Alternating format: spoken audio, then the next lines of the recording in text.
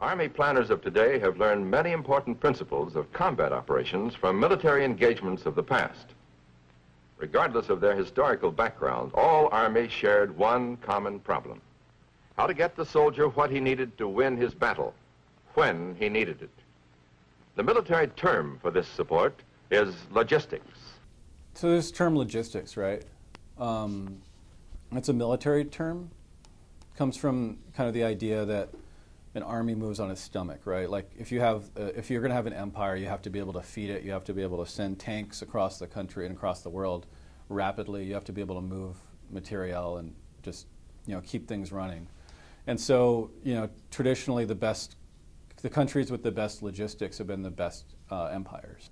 So what we've got is the United States became the best empire in the world at some point in the 20th century.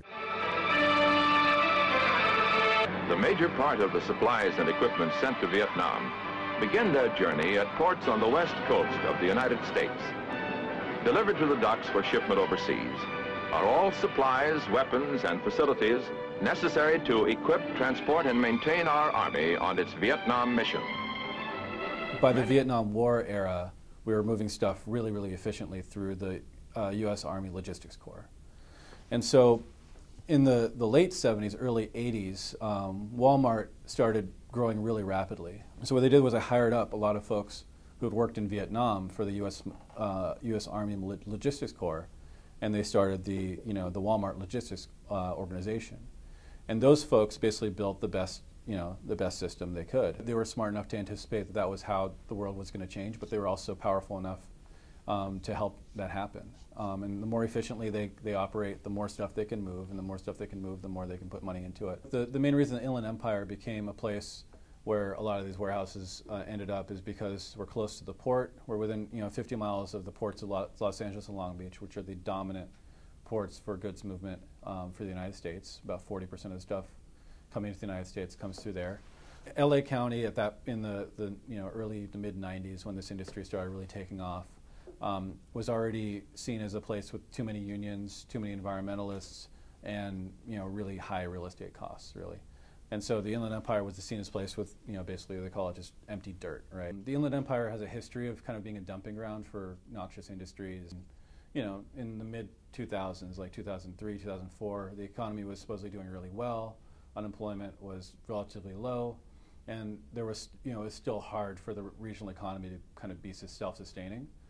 Now it's just collapsed. The industry that we're dealing with is not local, right? It's global.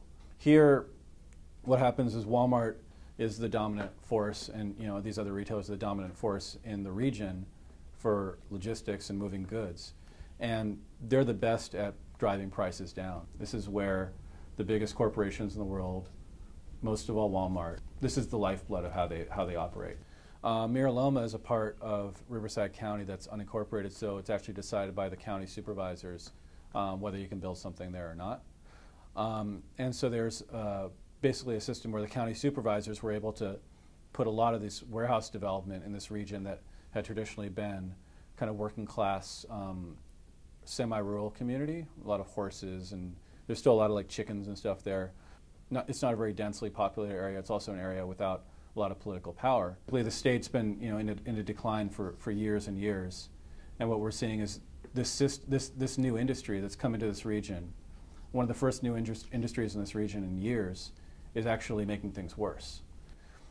Over the last 20 years, America, we consume like 15% more every year than we've consumed the year before. And that's the way that this warehouse industry has exploded, right? Is by increasingly distributing goods that are produced in China at low wages. And that's what we've seen is, what we have to decide is how long that can be sustained. And so by building these warehouses in this area, they get away from the NIMBY factor of why are all these trucks running through my community, through my neighborhood. It's not an accident. I think that's what I want to leave it with, is like all this stuff happened on purpose. It all happened because Walmart is really, really good at moving stuff for really cheap. And nobody in any of these communities has been able to have a response. I think the response is, you guys are the biggest company in the world. You have a responsibility to do at least as well as some of the other competitors, but to do better realistically, because they have more money than anyone else, and they're the ones who call the shots.